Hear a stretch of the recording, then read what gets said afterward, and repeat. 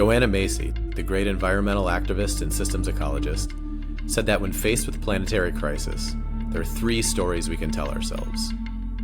Business as usual, in which we tell ourselves that some degree of damage is necessary for human progress.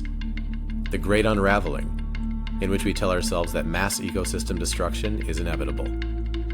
And the great turning, in which we tell ourselves that evolving the way we live is the only way forward, and that we're at the beginning of one of the great projects in human history. On this podcast, we talk to people who are writing that third story, with their own work and their own lives. Mission-driven leaders who are dedicated to social and environmental impact at this critical moment for our species. Welcome to The Turning Point. We had so much fun geeking out with HabiTerre's Nick Reinke in our previous episode with him that he invited us up to his cabin in northwest Minnesota to do it again. With the lake behind us, we went broader and deeper this time, ultimately getting into one of the central questions of the climate movement. What does it take to scale solutions? Like it or not, Nick says, the biggest levers are still in corporate offices. So any innovation that hopes to scale has to be translatable into straightforward value for big business, while also doing what's right for the earth and all of the other stakeholders that touch the value chain. In the case of agriculture, that means getting researchers, farmers, big food, and consumers to all buy into similar ideas of what better farming practices look like and how they benefit everyone's particular interests. We not only get into how those conversations can work, but also what it takes for a person in Nick's seat to lead those conversations. And by extension, what types of people and skills are really needed to move the needle on climate in today's environment. It's a conversation that anyone interested in climate impact needs to hear. We hope you enjoy.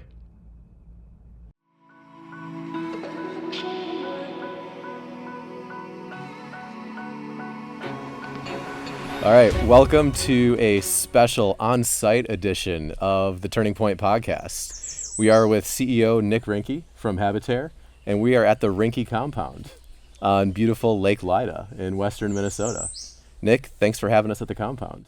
Man, I'm thrilled to have you guys up. This is beautiful. Yeah, beautiful place, different location for us. And so we're hoping to have a slightly different conversation today. So we had you on a couple weeks ago in the regular studio from our respective home offices. And we got into soil science, we got into carbon markets, talked a bit about the technological solutions that you guys do at HabiTerre, and then we started to get into product market fit. So we geeked out a bit, but as people do when they're chilling out at cabins, we got a little more personal last night. And I actually wanted to start off today with a different kind of combo. So last night you said something that caught my attention. So you started your career in insurance, right? Yeah. Yeah, crop insurance. Yeah, crop insurance, kind of everything related to farm, but crop insurance is the main focus. Yeah, and you were telling us how you were having a pretty successful career in insurance, your late 20s, early 30s. You were in the suburbs and you felt like you were making a good income, making a good living, but you found yourself really unsatisfied and like life wasn't going the direction you wanted it to. Can you tell us about that moment in your life? Yeah, it was kind of funny. You grew up in a small town like Lisbon, North Dakota, and if you're not going to be the farmer like the rest of your family, to their great disappointment, because there are two careers that are worth anything, farming and nothing else, Right. So get in the business world and you just have this kind of narrow idea of success because you've only seen a few versions of it. So you think, okay, I want to make some good money, I want to have some like autonomy and just, create a life, get a house, all those kinds of things. And I was so fortunate to check a lot of those boxes fairly quickly of what I thought a successful life looked like. And I'm like, I think I checked a lot of them that I wanted to faster than I thought I would. And this is the least happy I've ever been, and I'm looking around and my friends and family are like, man, you got it made. And I'm like, then why am I miserable? And I just looked around. I just could not figure it out. It's like, is everybody content with this? And I've always been kind of a just nerd on the side, so I'm always reading and digesting different information, and really was picking up on everything happening with climate change and started to understand the relationship between agriculture and climate change. I said, so I'm getting paid well to sell crop insurance, love working with farmers, but man, I'm bored out of my gourd. And am I going to do this for the next 35 years of my life? Like, just forget that the planet's on fire and that we could actually do something about it. So yeah, that was kind of a wake up for me. Is it's a lesson that plenty of people have learned before me, but in a way, I had to learn it myself, because on some level I knew that I probably wasn't going to be content. But you just think, well, a little bit more income, or another trip, or a nicer house, or a new car, or whatever it is that you're chasing after. And where I think I got the luckiest is I had a year that was extremely successful, like really just kind of a fluke year where it was way more than an incremental increase in income. And that was really the catalyst that kind of broke me, where I said, oh, that didn't feel any different.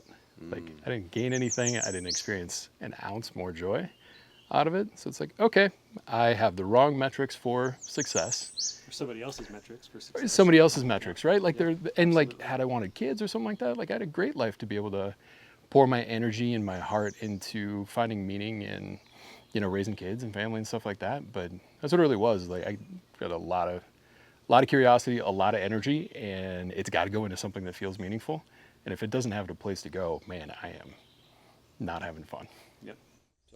Yeah, well, you're sitting with two people who can identify with that. That's why I love talking to you guys. Yeah. So if you could you just briefly walk us through, once you hit that point of realizing you needed to find some more meaningful, impactful way to make a living, how did you decide what is the impact I can make and find yourself a new career path?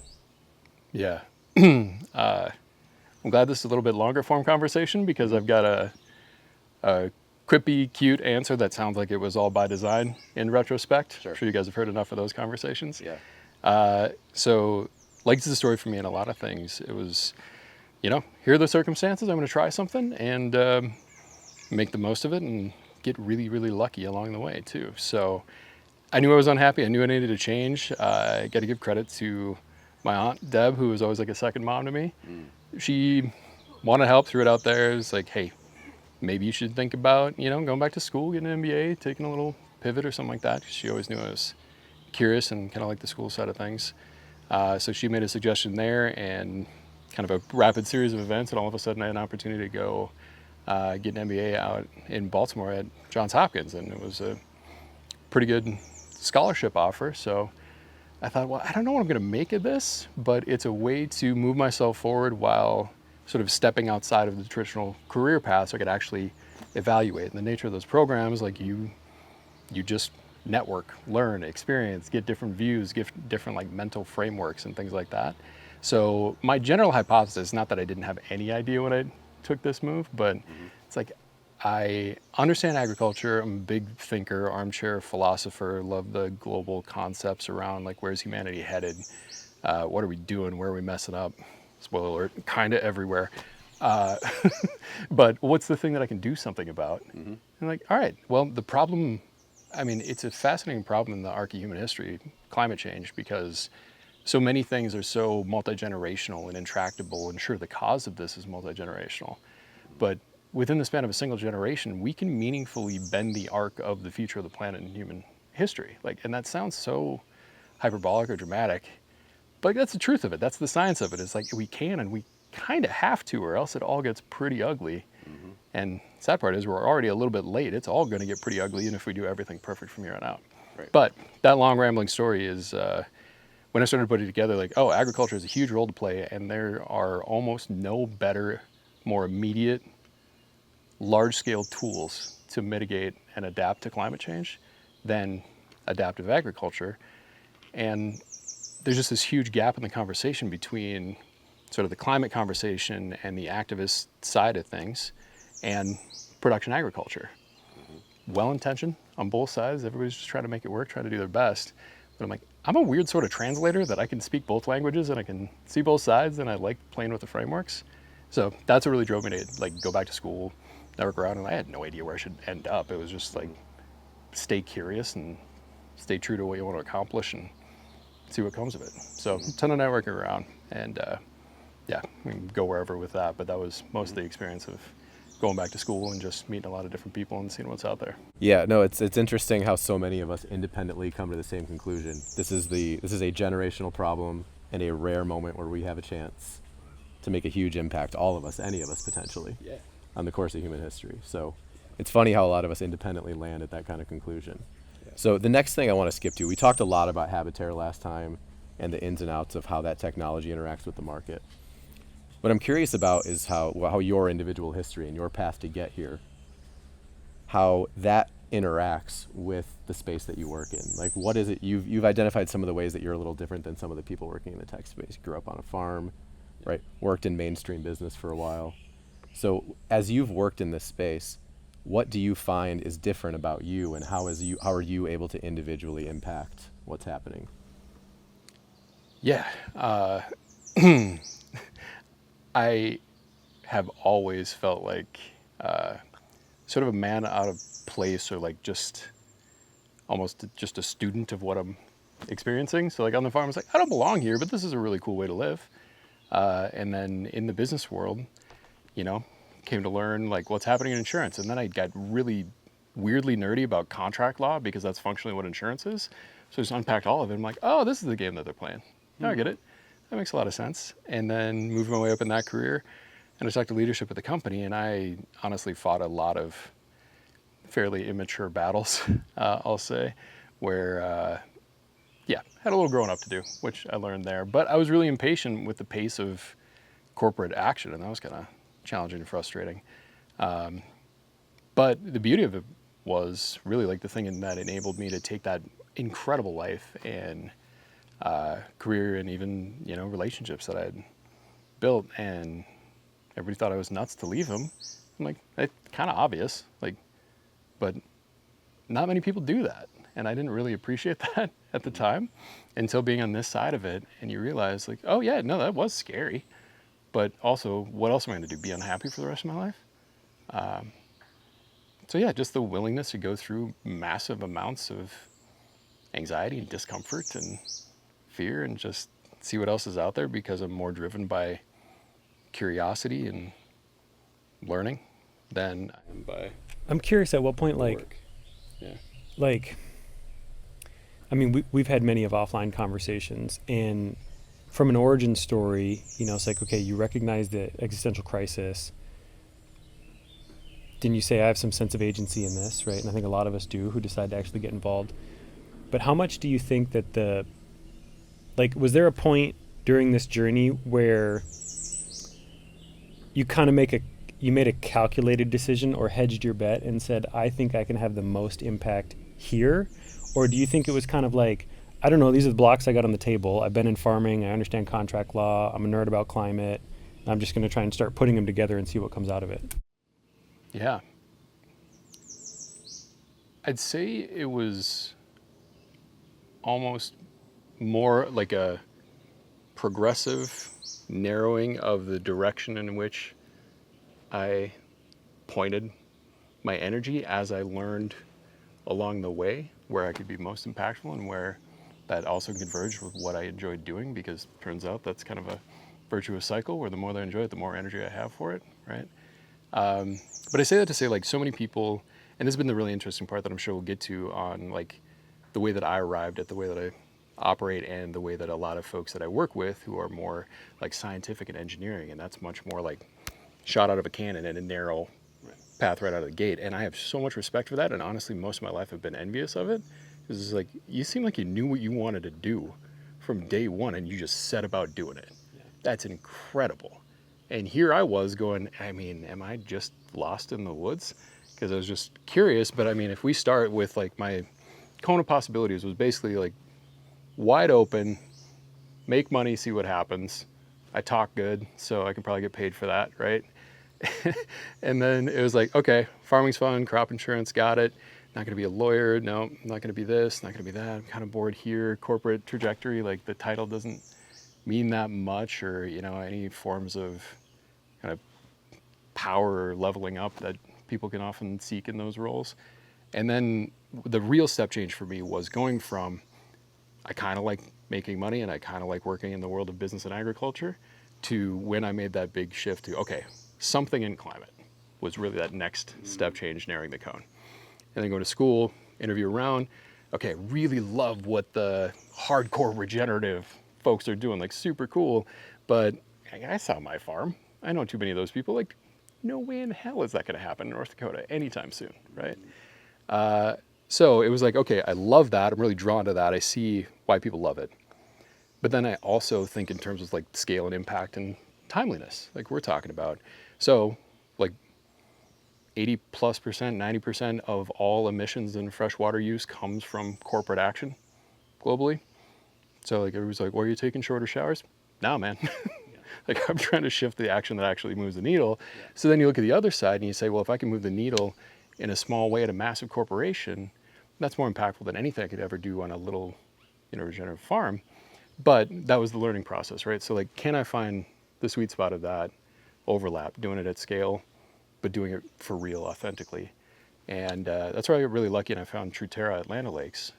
And then that was actually probably my best crash course in the corporate world, just because that's a massive corporation, but they had this really, really cool sustainability startup inside of it.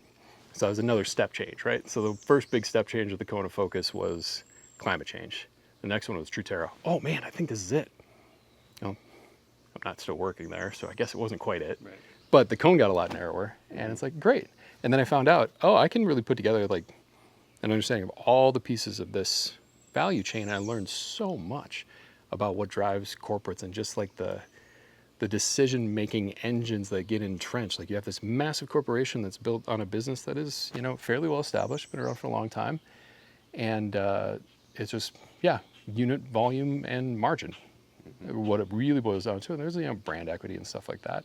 But that's what it really boils down to. And then you get an innovative startup like Truterra in a totally nascent market, and you get all these resources that are trying to help you, but the whole mindset is baked into established business units in unit volume and margin. Right. And like, welcome to a nascent market.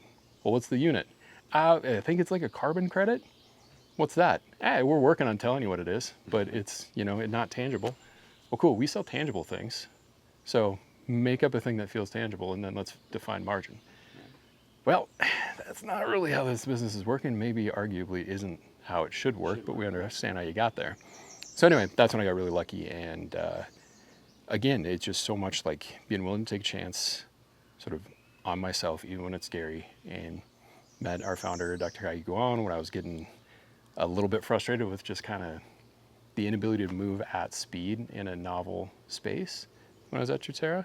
And knowing that one of the biggest things holding us up was just technological limitations, and then the very, very slow pace of typical, large organizational movement. And they're made that way, and they work for that purpose, but they don't typically work to innovate at the speed that we need to. Yeah. So that's where, when I found Caillou, saw the technology that he had built, and just saw this opportunity, it's like, man, I think I could run a company. I think I could be a startup CEO, and this guy, like, he's brilliant.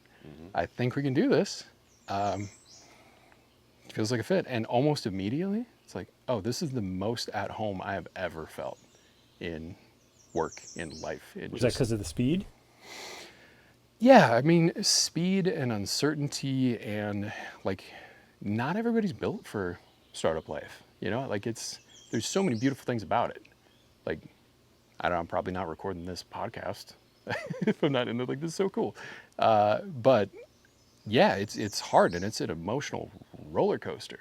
And you got to be resilient when it looks like, oh my God, nothing's working, nothing's going to work. That one thing that we really wanted to work didn't.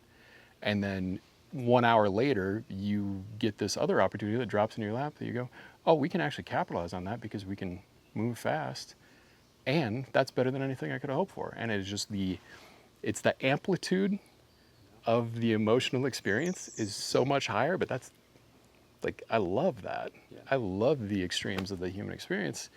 But like, not everybody does. Like, that burns some people out pretty fast. Absolutely. So that's a lot of it, is just like the experience of the nature of the work, and recognizing that just my personality, way of thinking, way of being, and then just this really random background that we're talking about. Like, it's not nobody makes this career by design. Right. Right? Like, show me the through line, and unless you sit and talk to me for a half hour, it's like, none of that makes any sense, but cool, I guess. It's like, yeah, none of it's been by design. So it's that total inverse pathway of like, just kind of iterating toward exactly where I belong in the world. But yeah, man, it's been hard. Like, I think like a straight through line. I'm still to this day kind of envious of the folks who just know what they want to do. I know I want to be a doctor, and you go and you do it, and they're happy. And I'm like, man, I'm sure it's hard in its own way, but like that sounds really nice sometimes. Yeah. When you occupy the space between the dots, and you got to figure out how to draw the lines. It's like a gray area that you spend 99.9% of your time in, and it can be overwhelming for sure, as someone who spends a lot of time in that space too. Yeah. Yep. Right. Yeah. And I'm sure as someone whose career now is about finding the innovative solutions, at this point I'm sure you're well aware that the science of innovation, that it often happens at the intersection of two established domains, right? So it takes people like you who, I have knowledge in this domain, I have knowledge in this domain, and this domain, and I'm actually have a pretty unique insight at the intersection. Yeah. Yeah, and that's a beautiful thing, and it's so much fun, and that's where, like, I know I'm exactly where I belong in the world. And then the fun lesson that comes immediately on the heels of that is, and I need to work with experts in each of those domains who not only don't see what I'm seeing because they haven't had the same experience, but they also don't know how to appreciate or value the generalist, right? So it's like what happens in a given domain is you become the preeminent expert in your domain, and the narrower you go and the higher you climb in that specific domain, and the more specifically you define it, well, the more credibility you essentially have. And that's right for that purpose. But then you talk to that person, it's like, I know just enough to be dangerous about what you're doing. And I have just enough to be dangerous about a million other things. And I'm going to sound like I don't know what the heck I'm talking about with regard to your domain. But it's still worthwhile to pull those pieces together. You have to, because there's no world in which a single domain answers the problems for a diverse ecosystem of problems. It's that interrelationship that becomes problematic. Like you can do everything right as a soil scientist and then still get it wrong from so like an agronomic and plant productivity standpoint. And then both of you, if you two come together, then if you forget about the economist, which feels totally afield, but like you got to put all of that together. And then there's a psychology that's at play in all of these interrelationships that totally gets ignored by the hard sciences, but it's like, that's the translation of great science and tech to actually people being willing to pay for it and know how to use it. Right, and that's the difference with wicked domains. Like you said, complex domains, the specialist is not going to have all of the skills necessary. So multiple specialists have to come together, and they need translators like you sitting in the middle. Yeah. Carrying the conversation. I don't normally do this on pods, but I know you're a big reader. You ever read the book Range? Anyway, David Epstein, check it out. But it's cool. Specifically about how people who are a little more generalist and they acquire expertise in multiple domains, one, their careers take a little bit longer to take shape, but two, they're the ones who can bring solutions into wicked domains because the specialists fail in the wicked domains. See the difference between like a golfer. It's like if you just hit golf balls from the time you're 5 years old, you're going to be the best golfer. But solving something complex like agriculture and market economics and climate change, right? That's not going to be solved by someone who just hit golf balls since they were 5, or in your case, did engineering. Golf is always the one thrown under the bus in our conversation. Sorry. Do not see my golf sucks t-shirt. It's more of a cultural thing, but anyway. So what's great about this conversation to me is we're starting to paint a picture of the mind of a CEO in an innovative space or in an innovation-hungry space. And you're showing us, okay, bringing a diverse background, right? Bringing knowledge sets from different domains. You're showing us curiosity, right? You're showing us a hunger to make an impact, resilience, and the tolerance of the ups and downs of working in a wicked domain in a startup environment. So 2 questions. One, is there anything else that person needs to survive in that environment? And then maybe give us an example of how that specific skill set plays out and works to your advantage. Those are 2 hard questions. Feel free to take them one at a time. Yeah. I mean, there are a couple things, like there are a million things that you need, and it's ever evolving. Yeah. But one fairly universal thing is some alchemy of wherever you get your resilience and grit and just like humility from, because I really love, speaking of books, like concept of anti-fragile, anti-fragility. Yeah. Nassim Taleb, I think. Yeah. And it's just such a really cool idea because you start out in fragile systems. Well, nobody wants a fragile system. Great. So you bolster it and you make it stronger and you make it more resilient and tougher, right? Well, in a way, you can remove some of the fragility. You can make it a rigid system. And a rigid system can resist some attacks. But a rigid system still will crumble and fall. And if it gets hit hard enough, it will shatter. And an anti-fragile system takes everything you throw at it, and it's built in such a way that it becomes better and stronger because of the challenges and the damage that it experiences. So, like, you almost need an anti-fragile way of being to just keep coming back and say, yep, every scar is strengthening, every lesson, every challenge. So it's going further than setting the ego aside and saying, I am going to do nothing but learn. And yeah, hopefully it's onward and upward. And like that, at least for me, like that's what it means to be more than just like resilient. Like grit will get you so far, but your batteries are going to run out, right? So unless you build systems, and that's where I was going to say it's a couple of things. So it's like that plus your people. Like this is such an isolating piece of work in a weird sort of way because you get to work really intimately with a team, but to some extent, like you're always going to have some form of installation that you're putting forth a persona, you're putting forth what your team needs from you because that's what they need from you in this role. But then there aren't that many people that work in this way that like really get it and can empathize and that you can just be raw with because you're also out there, you know, raising capital and building corporate relationships and stuff like that. And it's like, yeah, it's hard to share that it can be harder. It's hard to share. It's like, I don't have the answer right now, but I'll figure it out. But like, you can't always project that. So then you just sit there going, well, I guess I better figure it out and I got to do it by myself. And that could be a little bit messy. So it's really like resilience, anti-fragility, and the people around you that make that possible. Friends, family, have a network of other people who understand it. Like get yourself some friends with other startup CEOs. Or that's why I love talking to you guys, is like because of the work that you do, you have a different lens and familiarity with that struggle. And that can be a really, really powerful resource, more than I think you guys maybe even realize sometimes. So yeah, I don't know if that was all about the first question or if there was still a second one in here.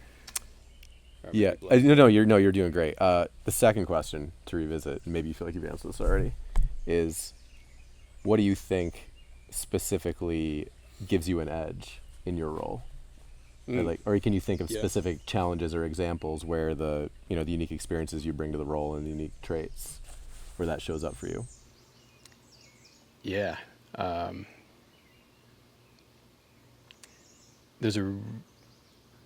There is a really unique thing in there that I'm always trying to harness and calibrate, which is, for me, nothing is definite.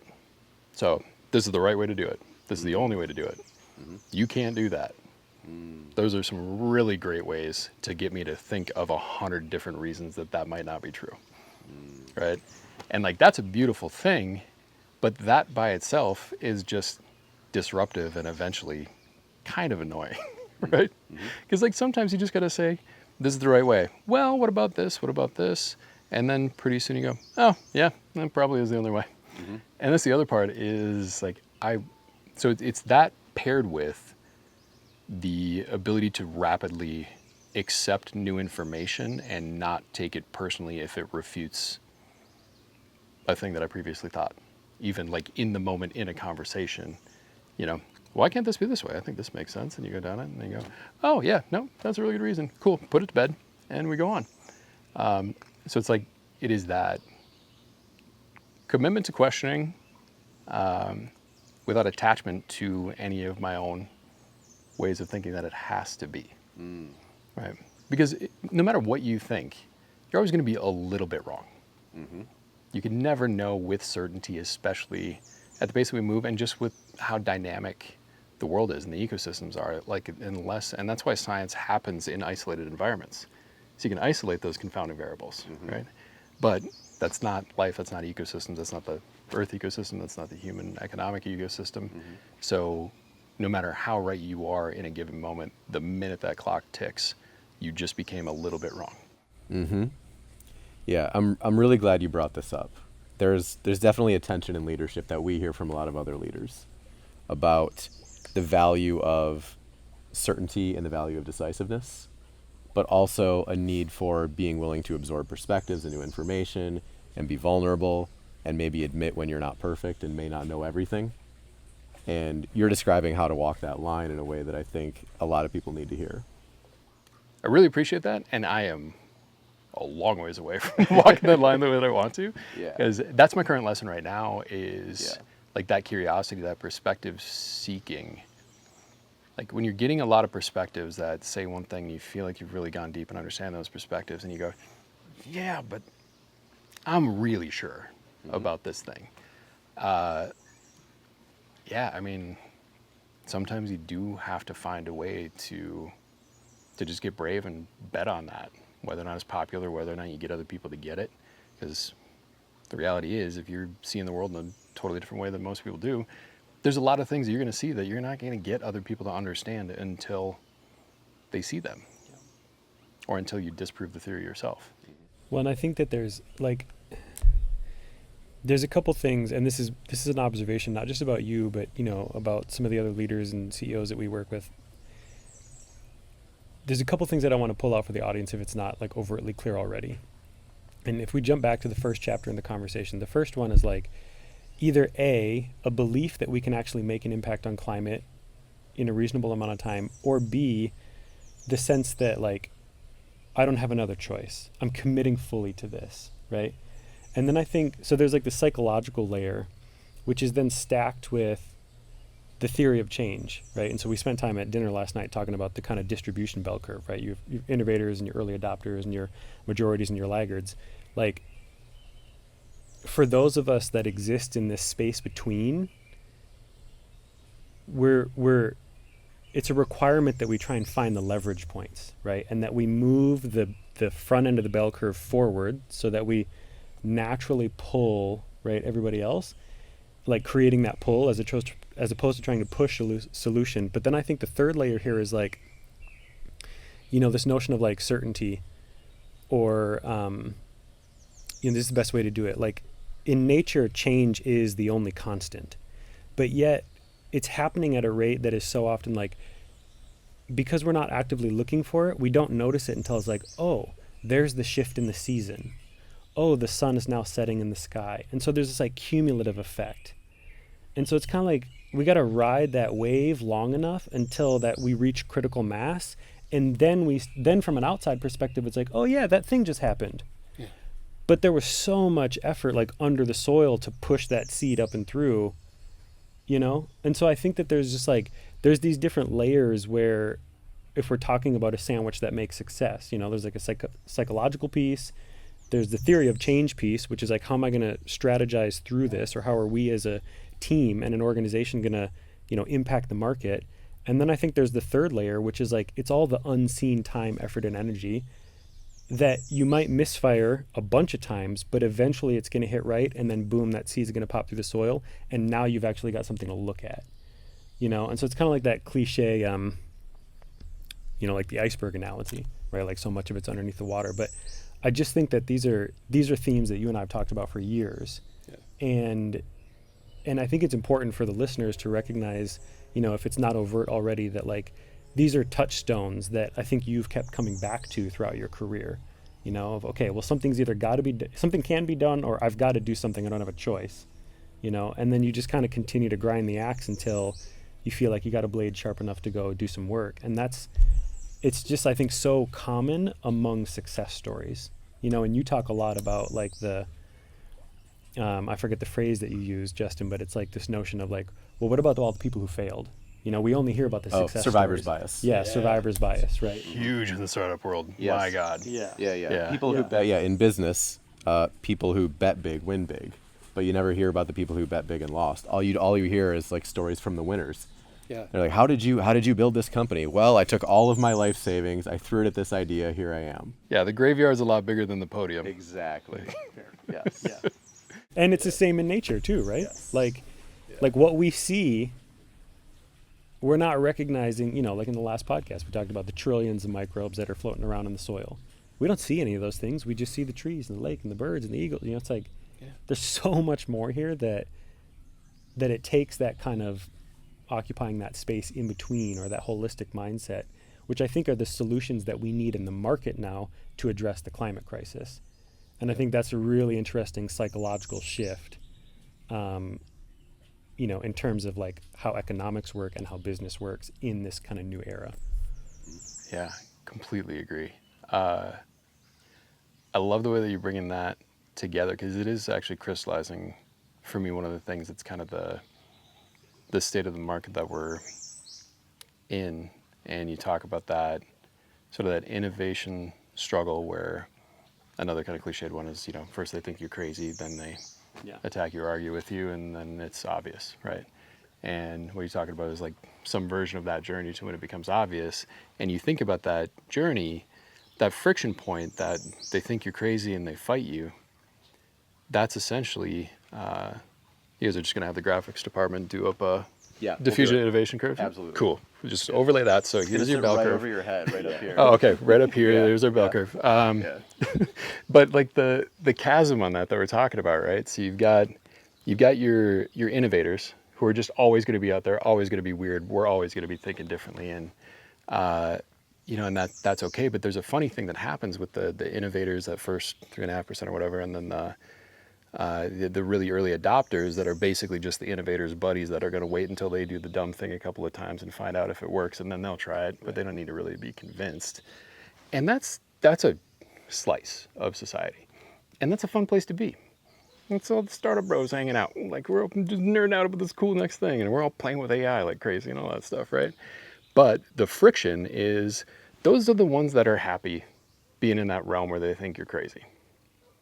Totally content. And if you want to stay in that realm, stay niche, stay front edge, you don't care about it necessarily having to scale or reach the broader population, that's a comfy, cozy place to be. Yeah. Why do you think I'm hiding out in rural Minnesota hanging out with you guys? It's nice.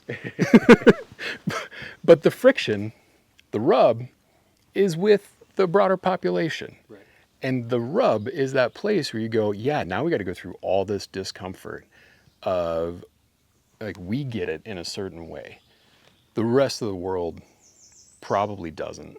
Most of our space right now lives in that comfy, now less comfy bubble of, all the innovators that are okay with being on the leading edge, and we're bumping up against that. How do we convert this to more mainstream with the early adopters, where that's where the future lives or dies, is whether you can convert it from innovation to mass adoption. And that's, I think, what we're talking about, like the resilience and the anti-fragility and putting the pieces together. And like, I love living in that space, and my God, it's still sometimes killing me because you had so many people who get it, but then those innovators, because they're innovators and they're so excited about it, they get fixated on their way that it needs to be. And like, you need to care about it, but you need to care about it this way. You need to do something about it, climate, but you need to do it the right way, or for the right reasons. And then it's like, that's great, and capitalism and mass society. You know what the right reasons are? Making money, making my life more comfortable, whatever that personal motive is for anybody. But there are that many people that are going, I wake up every day thinking about climate and the future of agriculture and the planet and my role in it. That's not most people. How am I going to pay the bills? How am I going to feed the kids? Today kind of sucks. How do I make it suck less? And like, hearing that nerd from HabiTerre complain about the climate is not making my life suck less. But you start to learn that, okay, if I totally let go of people caring about it for the right reasons, and I say, well, here's a corporation, there are a bunch of people working in that corporation that do absolutely care about it for the right reasons. They don't often hold the checkbook, right? So then you empower them to translate it into terms that their people are going to care about, the people that cut the checks for budgets are going to care about. And there are plenty of really powerful corporate and pure capitalist motives to invest in this and do this work. The resiliency of supply chains, de-risking, even consumer sentiment. Massive corporation, you move that consumer sentiment needle a tiny, tiny fraction, you'll pay for every investment you ever made in regenerative ag and climate. But people aren't doing that math because the people that sit in my chair are usually so stuck on, well, it's the right thing. Look at this happy farmer. Look at that happy soil. It's like, yeah, we like that too, but I can't justify a budget. Well, I mean, some justify a budget to put a picture of a happy farmer on a website, but like, I can't justify a big budget to do that. And that's where you just got to kind of get over yourself and say, what's going to resonate with the audience that I need to engage, that I need to win. Yeah. That's easier said than done, for Yeah. sure. And there's so much to be said about having the privilege, right, to be able to think the thoughts and then to be in a position to pursue them. And we have this conversation a lot with clients because we end up working with a lot of people who they're in that friction space. They're constantly in that zone of tension. And one of the things that we'll toss out there sometimes is just like, if you have the ability, then in some ways that kind of means you have the responsibility. You know, like if you have the capacity to do something, to actually have an impact, because the well-being of the entire planet and all of the species here, you know, on it and in it, depend on climate, then like we have a responsibility to do something about it, regardless of the tension that brings to life, because we're at this inflection point collectively. But also, you know, from a theory of change perspective, like we talk a lot about this internally. One of the reasons that I was really interested in, you know, in entering this space and working with startups specifically is because the green premium is real. And there are a lot of people, like you said, there might be a lot of people in the organization who are interested in sustainability, but they don't hold the checkbook. There's a lot of consumers who are interested in sustainability, but they don't have the checkbook to pay the green premium. And you pay that green premium in a lot of different ways, right? But one of the ways that we need to, like one of the ways that we see ourselves being part of the movement is to say, how do we help organizations like this scale their solutions so that the marketplace has more options? Because then consumer demand can hit that tipping point, and now we've got critical mass, and now we can actually move the needle in a collective way.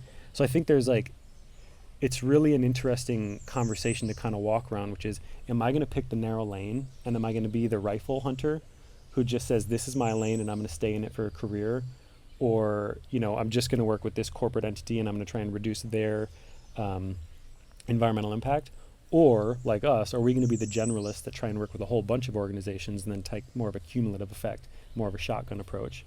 You know, so it's an interesting conversation to have, and I just think that part of the reason that you know we all connect so well is because we're constantly in that space of richness, and hopefully, you know, this episode is also offering that for people who listen, right? Like, what grist are we all sending through the mill constantly to get to a space where we can say, I think this is the best way I can make a calculated impact today, knowing it might change tomorrow.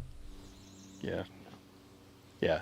No, I love that way of thinking about it, because it ties to another thing that can be hard for a lot of us to recognize. Like, there is no right or wrong motive or framework. Like what you said is, you know, if I have the privilege and the ability to do something, I have the responsibility. I completely agree. There are plenty of people that might not agree with that, right? And great for them.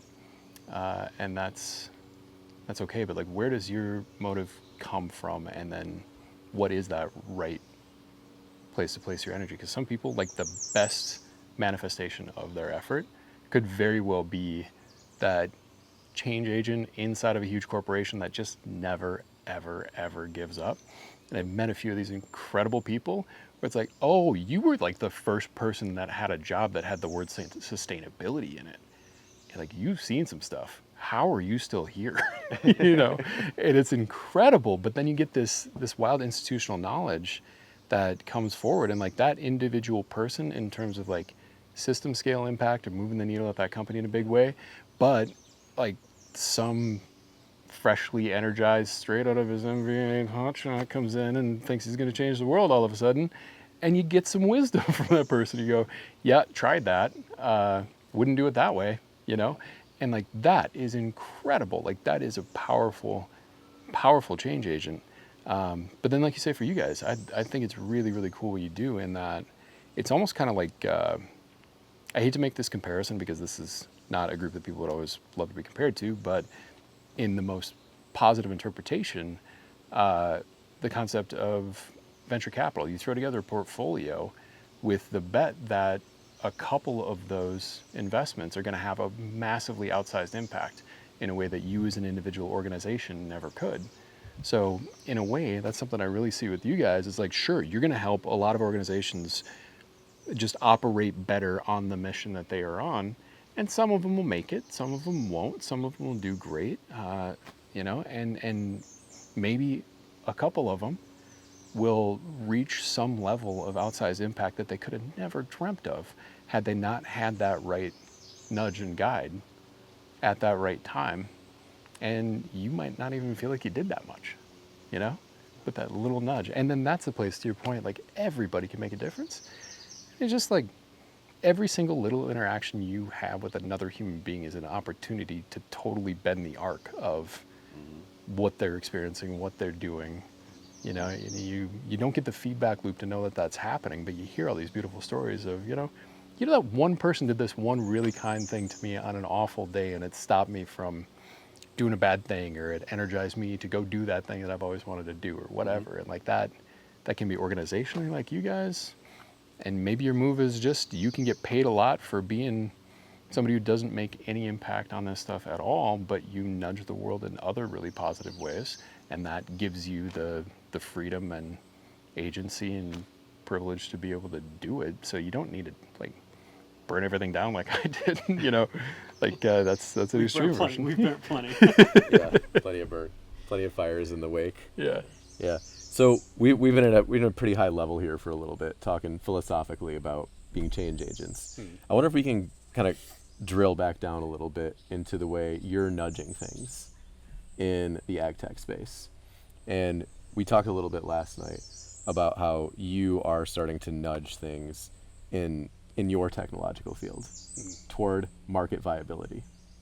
So can you kind of pull together all these threads we've been talking about and give us a little bit of a window, to whatever extent you're comfortable, into the challenge of bringing the brilliant technology that your founder has come up with into market viability, and how that basically gives us an example of everything we're talking about here. Yeah. For sure. I'll start kind of like micro and then go to the macro on it. Yeah. So it's been an incredible journey. Like I'm humbled every single day going to work with the team that we have at HabiTerre. It's that really overused, if you're the smartest guy in the room, you're in the wrong room. I can't remember the last time I was in the wrong room. Like, never am I the smartest. Like, they are just, the team is incredible and technically excellent in ways that I've never seen working with anybody else before. And it can be incredibly difficult to translate some things that I see in the market or with customers to this undoubtedly brilliant team to get down to that core of what you have built is an unbelievably powerful engine. And we know why it matters. We know how important it is. We know how meaningful it is to be that rigorous and yet to achieve the seemingly unachievable, that is to be that incredibly scientifically rigorous, but to be able to do so at the scale of millions and millions of acres with a totally data scarce environment. It's just, in some ways, the power of the technology that the team's put together is kind of too good to be true. And that's actually one of the translation challenges is nah, you can't do that. Yeah, actually. But then getting that team to accept the fact that the people who pay for what that technology makes possible, they don't pay for it, or they don't value the things that we value, right? They don't necessarily value how hard it is to do that or how rigorous it is. Corporates value things like, is this going to help me not get sued? Right? Does this de-risk my program without increasing costs? Is this easy enough for me to understand that why HabiTerre versus another is something that I can convince my executive team of in 30 seconds, where I barely have their attention in the first place, and I'm asking them for millions of dollars, and I'm asking them to change something that, as far as they're concerned, is working.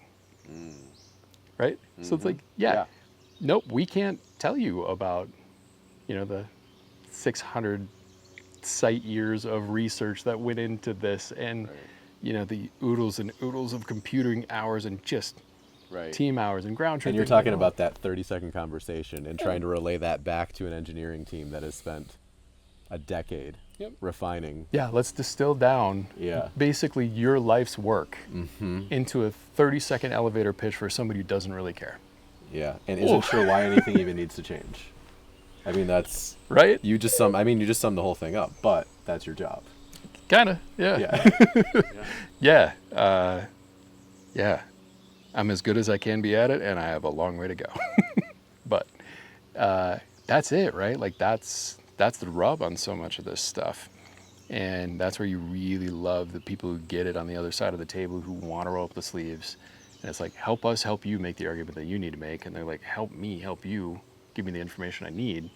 So that's where, boy, we're just like riffing cliches here a little bit, but like it's people. Like it is human relationships. And like getting those people that can help you champion things, getting those people who are willing to, you know, give you a peek behind the curtain as to how all the decisions are made, and like just be really direct with each other, because everybody wants to value the good talking points, and that makes for a great meeting. And it doesn't help people cut a check or make a decision in a lot of cases, right? Yeah. So it's like we all feel good talking about why this is a good thing, but at the end of the day, I mean, does it de-risk my business? Does it make me more competitive against my competitors? Does it make me more money, or does it save me money? Or if you get to the right people that are that level, that they are actually active in it and control some budget, does it make my life easier? And if it does any of those things or some combination thereof, then we can talk about how great this is for the planet and how great this is for, you know, farmers and stuff like that. And it sounds a little cynical, but I mean, why don't we just talk about this thing in the open? Because then we will have more fruitful conversations where great technologies get utilized more mainstream. Yeah, it's sobering, is the word I would use. That, as you're saying, in order to scale impact, that is how it works. Because, as you were saying to me last night, that is the world we live in. I'm sorry if you don't like capitalism, or whatever you want to call the market-driven economy that basically runs planet Earth and is, you know, destroying our soil, whatever you want to call that. But that is where the leverage is. So if you're not able to work those relationships and those conversations, the scale isn't there, right? Yeah. And that's sobering to hear. Yeah. So when you're delivering that information to idealistic people, you know, how do you carry that conversation? From the safety of a podcast where they're watching. Right on. Consume on your own time. Yeah. No, but yeah. No, you know, it's the same both ways, right? Like that's the burden and the joy of the challenge of the translator is, I understand that's the message for the people who pay for it. Internalized process combined with the other stuff that is kicking around and whatever happens in there. And then go to my other audience and say, you can't hear it in the way that I just said it, but maybe I can translate it in a way that you can appreciate it and can be relevant for you. So yeah, I was probably ruffling some feathers in the early days where I was saying strong things like, nobody reads your research. Like, okay, that's a little extreme, maybe a little more provocative than it had to be. Plenty of people read the research. The majority of them are other researchers. Almost none of them are the ones that hold the keys to the budget, you know? So there's truth to it, but you don't need to be inflammatory about it. And, you know, learn some lessons there too. Speaking as an accredited researcher, I used to spend even while I was doing it, I would spend a lot of time saying, nobody can read these papers. Why do we write like this? And there's a reason for that. There's a reason that researchers write the way they write for each other, and there's a rigorous peer review process, and it's relevant. Yeah. But my complaint was always, this is not useful if the public can't consume it. And, you know, my colleagues would say, well, that's step 2. And yeah, if you're good at that, good for you. But that's not the goal of the initial, you know, basic research process. Yeah. Yeah. Yeah, absolutely. And, you know, like it's that world of academia that I could never quite understand. Like there seemed to be almost a really kind of a looking down the nose at applied science from, you know, hardcore pure science or research science or whatever it is. And like, that's been one of my favorite things actually with the time here at HabiTerre. Like, I've never been in the deep academic environment. I mean, obviously I come across like a PhD, right? But but it's been so fascinating to learn and start to unpack that, and you realize there are all these little cultural things, big picture cultural. Like, we have a great number of folks on the team that were not born in the United States, and like, we have very different upbringings and cultural backgrounds and educational backgrounds, and that's a factor that is really, really powerful from the diversity of thought and skills and drives that we get. But then you get back to the academic piece, and it's even that, like the academic world versus, the world of business versus the world of farming. You might as well all three be grown up in totally different countries, and these could all be right around Urbana-Champaign at the University of Illinois, and like you could all be sitting eating lunch at the same diner, and you live on three different planets, Yeah.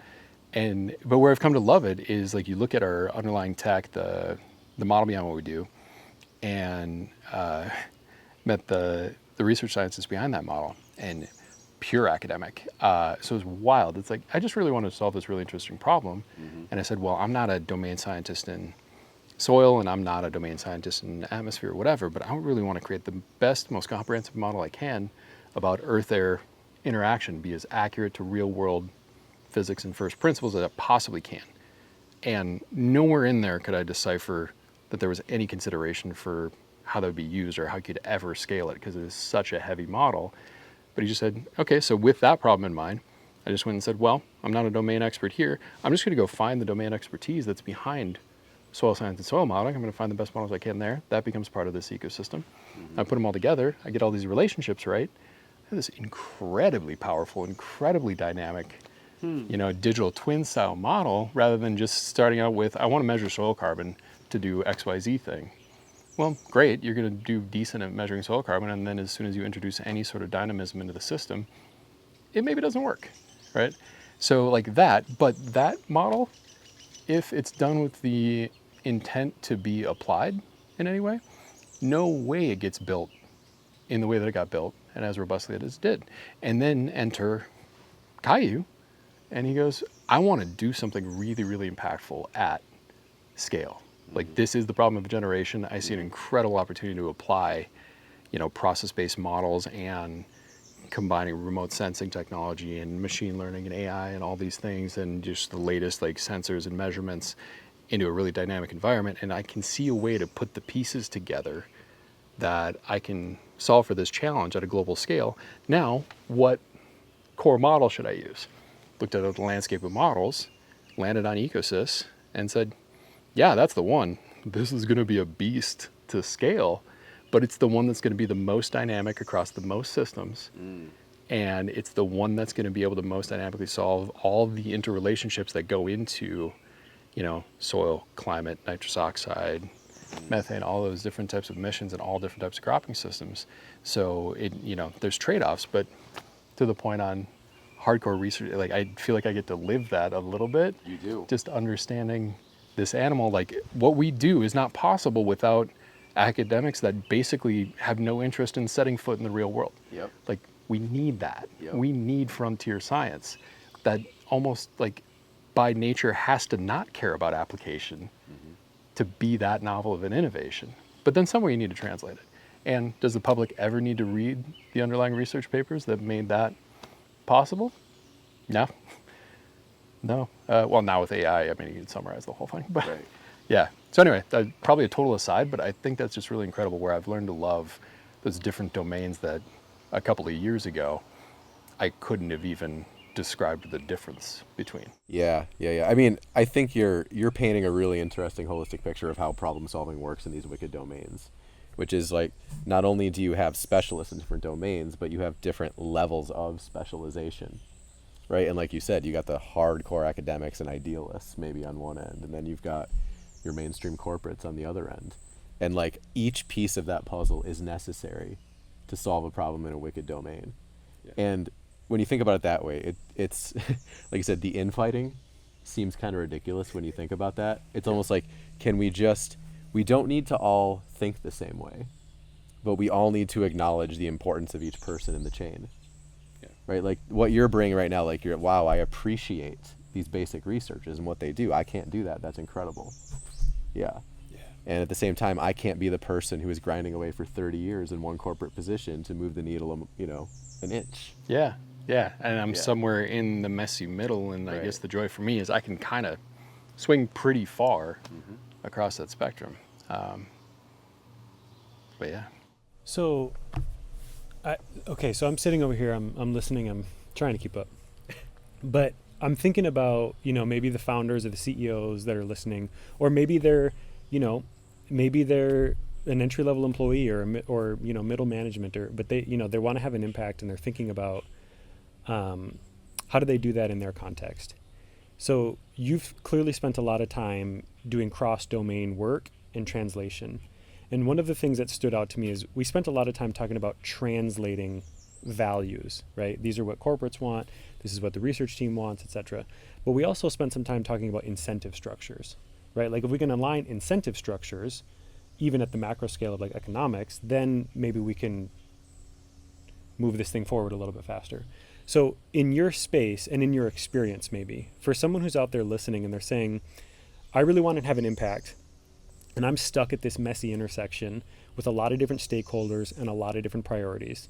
But I see myself as the one in the middle who might be able to kind of like, unlock the gridlock.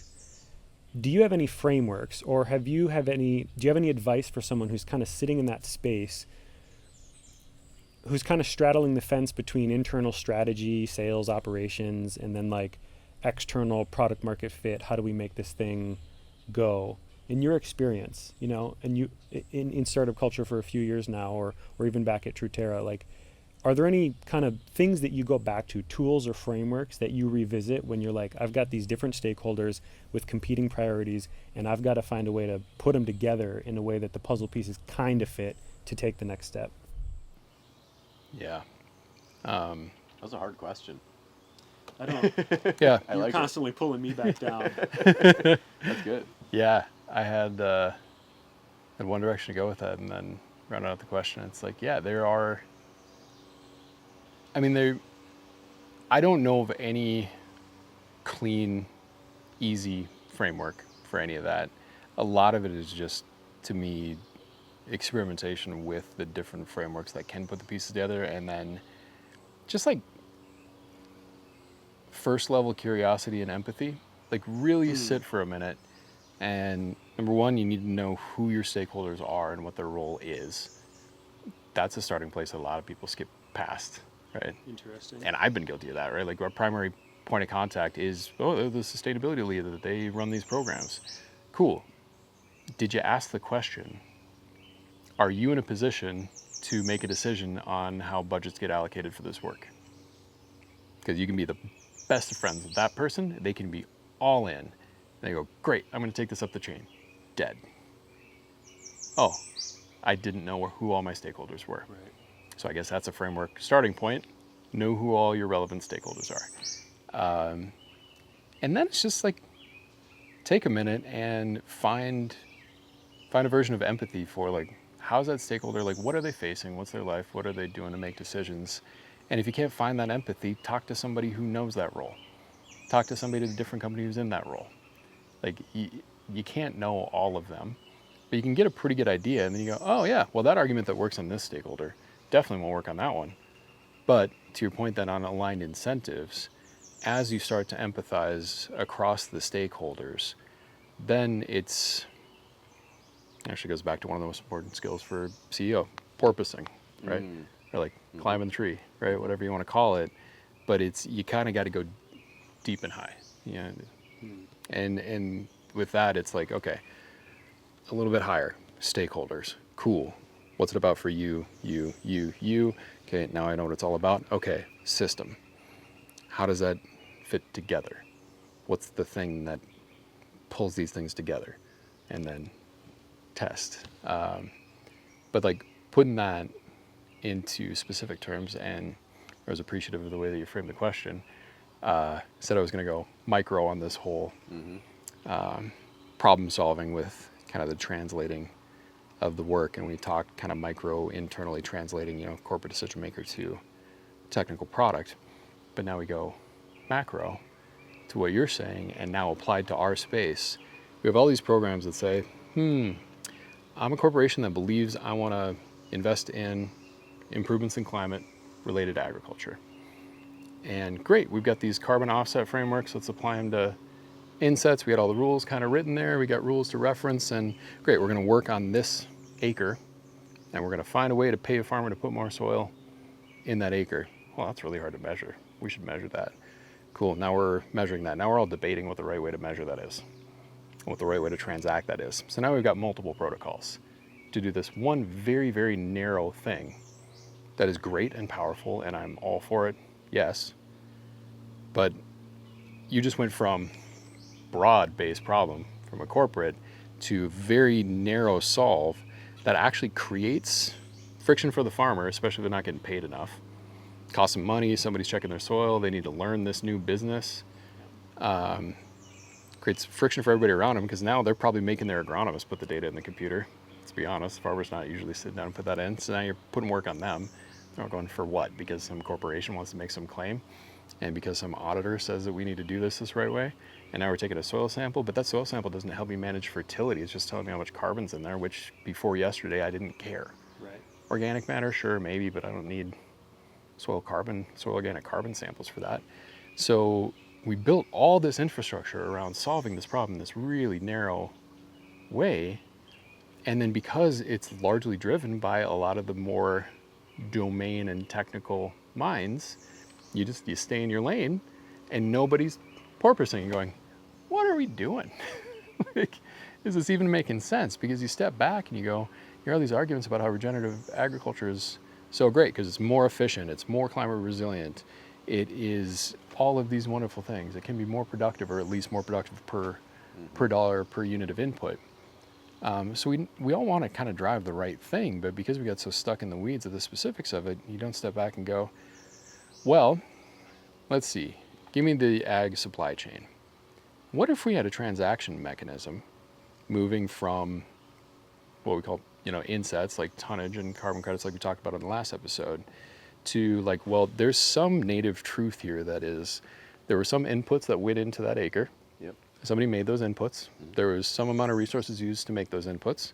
So that's part of it. Things happen on the acre. Carbon goes in, carbon goes out, nitrous oxide goes out, nitrogen into waterways, whatever. And then they're selling that grain to somebody in the middle that gets processed, and it goes to a CPG, then it goes into a retail establishment, into a consumer, right? Cool. Well, consumers kind of want this, but they don't really pay for it. CPGs are the only ones that really seem to be paying for it, and they're just trying to do it straight to the farmer because they don't know how to work through this messy, untraceable value chain in large-scale commodities. And everybody's just kind of ignoring inputs except like, oh, fertilizer and petroleum is bad, and they're using a lot of energy, and blah, blah, blah. So they face this generalized pressure. When you step back and you go, what do we want? We want efficient production. When do we want it? Now. Sorry. But like we want efficient production, and guess what? Efficient production translates into profitability. Yep. Who likes profitability? Everybody along that whole chain, right? Except the people that are selling, inputs that want you to put more on. And nothing against input companies. That's the business, right? What do you do? I sell a thing. What do I want to do? Sell more of it. Yeah.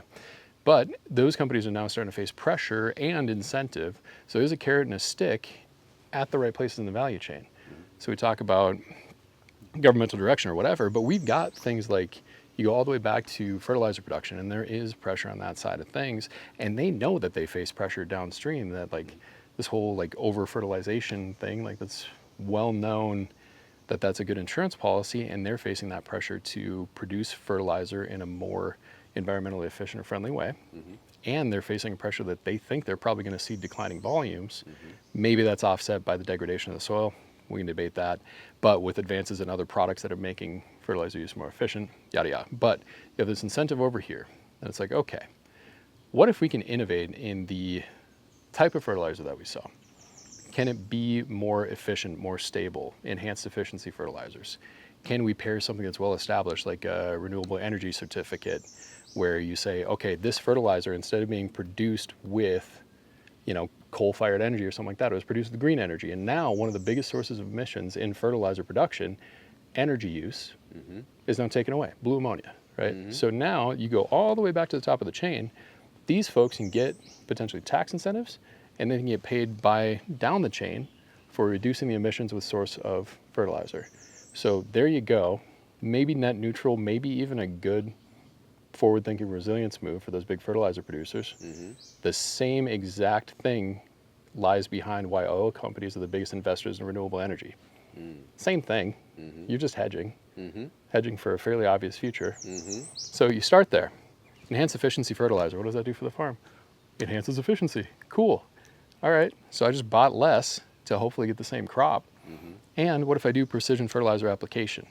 Maybe I use a little bit less fertilizer, and that's kind of a headache. Maybe it costs a little bit of money. But if I got a market incentive coming from a CPG that says, I don't care how you get more efficient, but I will reward improved efficiency from an environmental metric, a CI score, regenerative ag credit concept, right? To pull that rec concept or something like that through. And now you say, okay, now we've got an entire value chain that wins on system efficiency. And a lot of that can happen at the farm.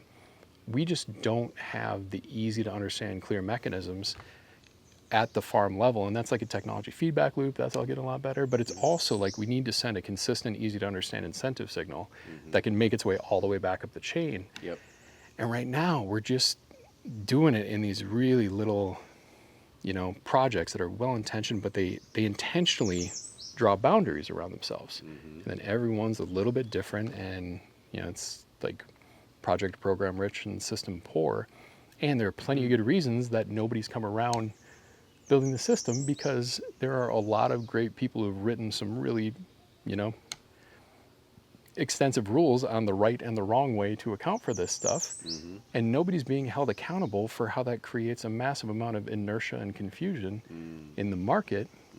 But back to the whole point of like incentives and actors, like, yeah, if I'm a corporate actor and I say, okay, Nick, what you're saying makes sense, and sure, like, write the protocol, show me the technology, show me the science, whatever. But if the people who are writing the rules on how I'm supposed to account for my emissions haven't bought into this, and none of my peer group companies are doing it, the reward is kinda, and the risk feels fairly high. So then that becomes the other translating problem is you don't just have to translate to one person, you might have to translate to multiple different ones at the same time, and they all have slightly different takes on why it'll be hard or why they're scared to do it. Right.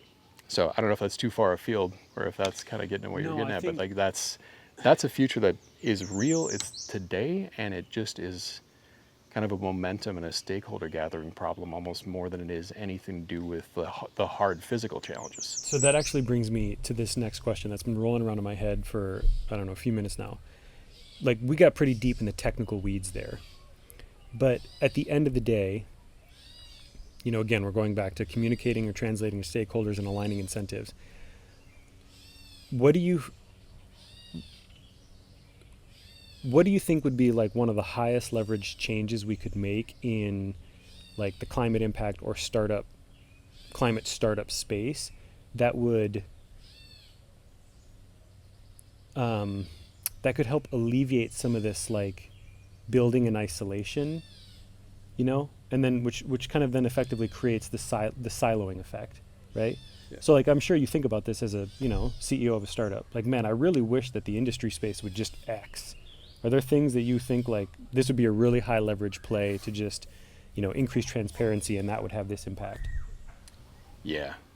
And it ties to what I was just kind of driving at there, which is, it's still arriving at like what would need to be true for this to work, right?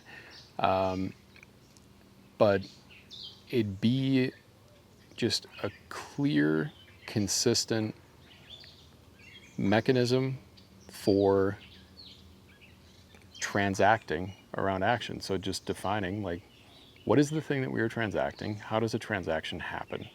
So rather than everybody having their own different design for how they're generating impact and what kind of impact can be claimed, let's just say that there is a universal measurement for carbon intensity on a field. Doesn't have to be perfect, it just needs to be consistent. And if we can all agree that like this is the way that it gets quantified, and this is by no means like advocating for HabiTerre, because many different technologies could satisfy a protocol like this. But as long as you define the unit of the thing that you're transacting and how transactions happen in a way that isn't attached to it being only within a certain type of project or within a certain well-defined context, but something that is by design made to be the universal transaction mechanism, clearinghouse in a way, then we can have all this great innovation that is totally valid reason to have different projects. Like, what needs to happen in change-making in North Dakota, drastically different than what needs to happen even in like South Dakota, let alone Texas, California, Southern right? California. Yeah, right, exactly. So, like, it doesn't make sense to say we should have the same exact program design, because like every crop, every field, every farmer is different, and you're going to reach them in different ways. So you have different people that are able to provide the technical assistance that they need, but we're just so compounding the complexity of this work by saying, and everybody measures how well they did or how much impact they had in a different way. So you need to educate every buyer, every consumer of the outcomes of a project on what your specific little project means and what metrics are there.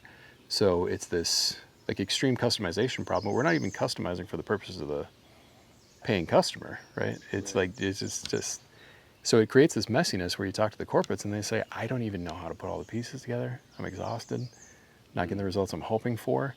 And like, I love this group because they are hardcore. Like, they are actually helping farmers transition to regenerative ag. And they cost too much, and I don't know what to do with the results that I get. Or it doesn't scale. Or I don't know if this meets my corporate accounting standards. Or yada, yada. And I got to pay these auditors a bunch of money to audit that one, and that one, and that one, and that one, and that one. For like, how are you tracking data? How are you quantifying this? How are you claiming it? How are you monitoring it? Well, so much of those issues are fairly universal across projects, at least with regard to greenhouse gas emissions and carbon intensity. And because there's no perfect way, nobody can agree to what the transaction mechanism like baseline should be. But this is where people are seeing that what we're doing is not working enough, that I think there is a time coming where there may be an appetite to get behind something that has the potential to unify at scale, knowing that every single option is going to be imperfect. So I think that could be really powerful. And the proxy is even like, I like, money and finance is the proxy, right? Like, how would it work if every single bank had to talk to any other bank or anybody that used their currency to say, okay, here's my methodology as to what a dollar means to me. Right? Yeah. Right? Yeah. It's like, no, we have systems that just a dollar's a dollar. Right. And there are clearinghouses that live in the background that we don't even know are behind transactions that say, yep, that dollar passed from that bank to that bank. Yeah. And we already know what a dollar is, Yeah. right? Yeah, it's interesting. I mean, there's so many parallels here to leadership, which is obviously not ironic because, like humans are natural beings and we're talking about the natural world. But one of the challenges is like trying to create a technical solution to an adaptive problem, And so you're in such a technical space, or rather maybe like the technical nature of it begets more technical solutions or attempts to solve, when really what's needed might be an adaptive or a more adaptive approach, And so I think that this is just it's something that any leader in any organization in any industry can think about too, right? Because going back to the people side of things and the organizational development side of things, we always have these competing stakeholders, and we always have these, competing ideologies. Competing might not be the right word, but we're constantly in adaptation mode. Things are constantly changing and in flux. And so sometimes the technical solution misses the mark, not because it's not a great solution, but it's just like the wrong application. Yeah. Yeah, that's absolutely it. And you talk about that adaptability and being technical. I mean, this is just like where, I feel like everybody should have to have some study of psychology on this stuff too, where it's like the more that you repeat an idea or a thought, the more that you like it, the more that attached you are to it. So if you're focused on this one way of measuring soil carbon, you are going to, like, the longer you focus on that and the longer you champion it, the more resistant you are going to be to other ways of solving the problem, even if those other ways might be more elegant, better fit for purpose. Like that thing that you dedicated yourself to was the right solve for that problem at that time, and then you did it for another 10 years, and now it's maybe not the right solve for that problem anymore. So exactly right? Like it's adapting. Like highly technical, specialized solutions are not made to be highly and rapidly adaptive, but you can use the benefits, back to the point of like, pure research to apply to everything on down the line. Like you can still use the tools that are a product of that specialization in a way that can be put into a system that allows for the adaptiveness that's necessary. So some things might have to get fixed in that to make it work. Fixed both in terms of set in place and corrected. Yeah. But no, you're exactly right. Like that, and isn't that the nature of it, right? Because everything is so, like in some spaces, much more than others, things are so dynamic, interrelated, and complex that these are challenges that you never get away from. So it is just adaptive. And if I may just bring this conversation full circle, what we're really talking about is at one point, like let's just say, 10,000 years ago, there wasn't that much of a separation between where we grew the food and where we consumed the food and how the food got from the ground to the people. And now there's such a great distance there that the position we're in is we're trying to bridge molecular science and human behavior on a mass scale. And we're to try to square inside the same event or project. Yeah, exactly. Like that used to happen on a scale that was small enough where the gap just wasn't very big. Right now we're so far from where our food is grown and we're so disconnected from the soil that we're having to do all of this, and we need translators like Nick here to help bridge all these stakeholders at mass scale and like pull the system back together so they're all aligned again. We used to be aligned, right, before the scales got out of hand. And now this is what we're dealing with. But thank goodness for people like Nick and his friends at HabiTerre. Appreciate that. Yeah. Anything else big you want to cover? I'm wondering if we should wind down here. Yeah, there's always more stuff I'd love to cover, but I think we traversed some awesome terrain today, and I appreciate your time. And and very much for the work that you and the team are doing. And I hope, and it was always our intention with the Turning Point podcast that this could be a catalyst of not just inspiration and motivation, but also application, right? Like some tangible tactical skills that other listeners might be able to then actually apply. And I know that we got deep in the weeds with some technical stuff in the regen ag space today, which is kind of the nature of every episode that we do. But hopefully some of these skills translate to the listeners, and there was some interesting fodder. So yeah, I would love to keep talking, but we'll do a part 3. Yeah, absolutely. Yeah. And hopefully part 3 can be at the Reinke compound again. So huge thanks not just for coming on the show, but for inviting us to your compound. Oh, this is fantastic. Having a blast up here. This is the best studio we've ever worked in. So glad you guys came. It's so much fun to have these conversations. Love the work that you all are doing. And just hope that this is helpful in some way. Like we all have so much great, important work to do. And we just need the community of support and additional perspectives to help us have the resilience to do it. Yep. So if you're feeling isolated out there, you might be trucking your trek alone, but you're not completely alone. Reach out. All right. Okay. Yep. That's it from this special episode of the Turning Point podcast. Cool. Thanks, guys. Appreciate you. Pleasure. Thanks. Big thanks to Nick for being our guest and for hosting at his cabin. You can learn more about HabiTerre at HabiTerre.com. And if you lead a mission-driven business and you're looking to scale your impact, learn more about how we help you do that at StillPointInsight.com. Thanks for listening.